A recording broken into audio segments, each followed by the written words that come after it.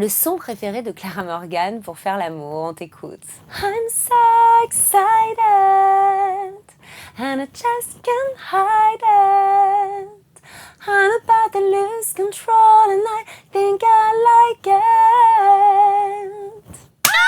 Peux-tu nous parler de ton feat avec Obispo? Il est venu voir mon ancien spectacle et il a voulu me parler à la fin de la représentation. Il m'a dit « J'ai une chanson, je pense, qui est vraiment faite pour toi, qui tirait extrêmement bien, qui s'appelle Et Bleu ». Et c'est vrai que c'est assez spécial quand un artiste vous dit ça, parce que si vous n'aimez pas, c'est très gênant, surtout quand c'est Pascal Obispo, n'est-ce pas? Et je suis tombée, mais littéralement en amour de cette chanson. Donc merci Pascal, et bien sûr on entend la voix de Pascal. Pour les fans, vous ne serez pas déçus. Et bleu, crayon bleu, 50 nuances de bleu. Tu viens de sortir ton nouvel EP 7, tu nous chantes un petit extrait. Il y a une chanson que j'adore particulièrement qui était chantée par Marie-Paul Bell qui s'appelle La Parisienne et nous on en a fait une version swing électro. Je ne suis pas nymphomane, on me blâme, je ne suis pas travestie, ça me nuit, je ne suis pas masochiste, ça existe, pour réussir mon destin, je vais voir le médecin. C'est quoi la différence entre le il y a 20 ans et le d'aujourd'hui? Alors là, je pourrais pas vous répondre, les gars, parce que je ne regarde ni celui d'il y a 20 ans, ni l'actuel. J'adore l'amour, j'adore faire l'amour, j'adore les gens qui font l'amour, mais comme je connais un peu l'envers du décor, regarder un film, ça m'intéresse pas. Tu as présenté le Journal du Hard pendant 7 ans. Tu nous racontes ta meilleure anecdote de l'émission. Et un jour, je tourne dans une maison avec une piscine, et pour l'intro, voilà, on faisait des petites brasses comme ça, et en fait, il y a un immense projecteur qui est tombé dans l'eau. Et quelqu'un m'a aidé à sortir, enfin je sais pas comment ce miracle a eu lieu, je ne suis pas morte. Donc voilà, on m'a sauvé la vie sur le Journal du Hard. Pas mal, c'est même pas raté. Quels sont les plus gros clichés sur le Il faut avoir un de 25 cm pour que la femme prenne du plaisir. Ça, c'est totalement faux. Oh Comment as-tu décidé de te lancer dans le Je fantasmais sur un acteur, je l'ai contacté sur Facebook à l'époque, je crois. Puis après, on a joué aux cartes toute la nuit. Pourquoi as-tu choisi de te renommer Nikita? Parce que j'adore le film de Luc Besson, Nikita, c'est une fille un peu barrée. Ça me ressemble un peu. Comment éduquer les jeunes à la sexualité? En fait, il faut simplement leur en parler. Il faut pas penser que les jeunes sont de petits anges asexués. Parce que penser ça, mais ils vont se poser des questions. Et les questions, ils vont y répondre en allant sur Internet. Et étant donné qu'il n'y a aucun contrôle sur Internet, ils vont voir tout et n'importe quoi. Et du coup, leur vision va être totalement biaisée. Donc, je pense que la parole est très importante. Comment rendre les inaccessible aux moins de 18 ans. Alors moi, je suis très rigoriste, mais je suis pour installer un système de carte bleue ou d'identité. On est en 2023, il faut pas avoir honte de la masturbation. Tout le monde se en France et dans le monde. Il faut surtout penser au bien-être des enfants. Donc si pour ça, il faut que tu mettes ton code CB ou ton identité, ben on le fait quoi. C'était comment de jouer dans le film La Maison avec Anna Girardot? C'était très déstabilisant parce que jouer une scène de avec une actrice de film traditionnel, c'est pas évident. Je trouve qu'elle jouait très très bien. J'aimerais bien rejouer avec elle. Peut-être dans une autre catégorie de film en tout cas.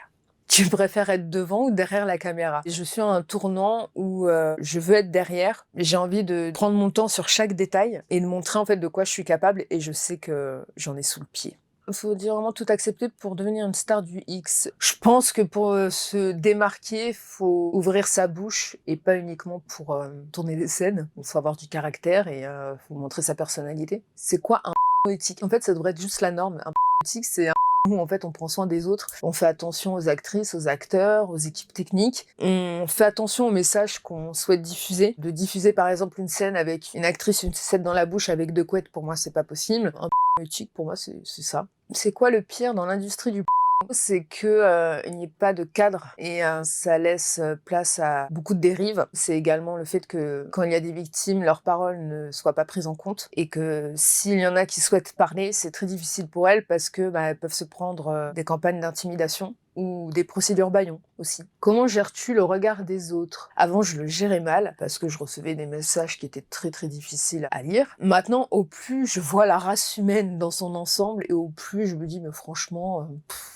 tu n'as rien à prouver. Comment vas-tu expliquer ton métier à tes enfants? Je suis pas encore devant ce cas de figure. Après, pour autant, l'éducation que je donne à mes enfants, c'est celle de l'ouverture d'esprit. Je leur expliquerai avec des mots qui sont adaptés à leur âge, à chaque étape de leur vie. Après, j'espère qu'ils me jugeront pas. Et s'ils me jugent, malheureusement, j'aurais échoué dans l'éducation que je leur ai donnée. En vrai, Julie En vrai, Jules, il a écrit Chiquita pour Nikita Bellucci, pour Nikita Besson. Je sais pas, j'en sais rien. Cheveux longs comme Nikita. Si on devait ajouter un mois dans l'année, quelle pause choisirais-tu pour ton calendrier? Je peux faire comme Victoria Beckham.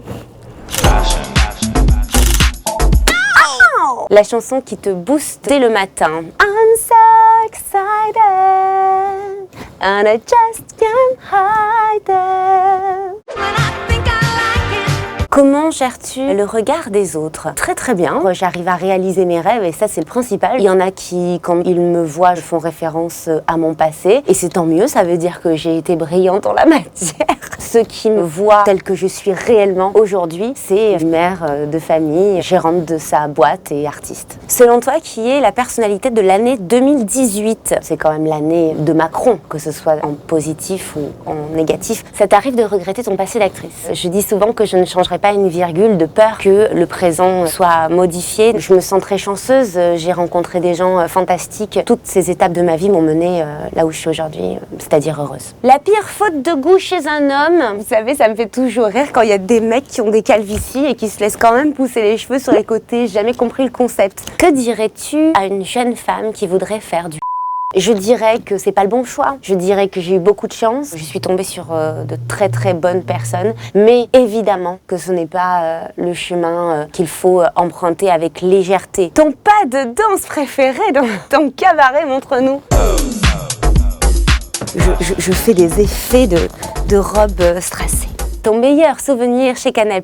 Des souvenirs, j'en ai beaucoup. J'ai présenté le journal du Hard pendant 7 ans. Je remercierai jamais assez Canal+. C'est la seule véritable grande entité qui m'a appris un métier, qui m'a fait confiance. Le plus gros cliché sur les blondes, moi je me suis jamais sentie visée parce que je suis blonde par choix. Montrer sa poitrine à la télé, sur scène, c'est toujours choquant et c'est très étonnant. La poitrine n'a jamais été aussi tabou que maintenant. Je sais pas ce qu'on leur a fait aux hommes, mais ils ont une peur bleue des seins. Pour moi, la nudité n'a jamais été vulgaire. C'est naturel, on est né comme ça.